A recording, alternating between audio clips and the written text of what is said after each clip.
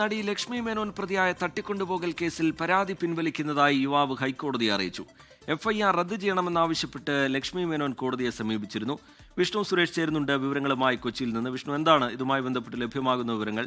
ഒരു ഒത്തുതീർപ്പിലേക്ക് കാര്യങ്ങൾ പോവുകയാണ്. യുവാവ് പറയുന്നത് എന്താണ്? നേരത്തെ പരാതിക്കാരനായിരുന്ന യുവാവ് പറയുന്നത് എന്താണ് വിഷ്ണു?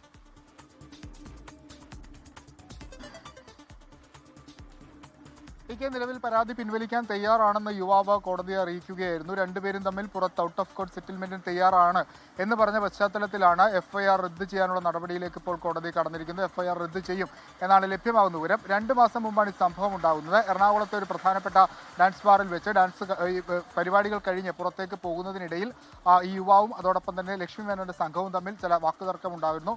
അതിൽ നിന്ന് പ്രകോപനം കൊണ്ട് ഈ യുവാവിനെ തട്ടിക്കൊണ്ടുപോയി മർദ്ദിച്ച് ആലുവയിൽ ഉപേക്ഷിച്ചു എന്നാണ് നോർത്ത് പോലീസ് രജിസ്റ്റർ ചെയ്ത കേസ്. കേസിൽ 4ാം പ്രതിയാണ് ലക്ഷ്മി മേനോൻ.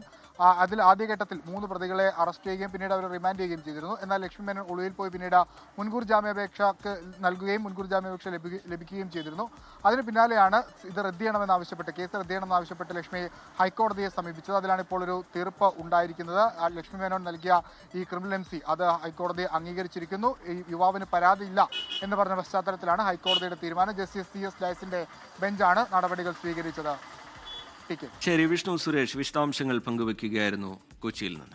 ലോകത്തെവിടെയായാലും ഏത് സമയത്തും 24 വാർത്തകളും ഓഗ്മെന്റഡ് റിയാലിറ്റി പാക്കേജുകളും എക്സ്പ്ലെയിനറുകളും വിശദമായി കാണാൻ ഞങ്ങളുടെ YouTube ചാനൽ നിങ്ങൾക്ക് സബ്സ്ക്രൈബ് ചെയ്യാം.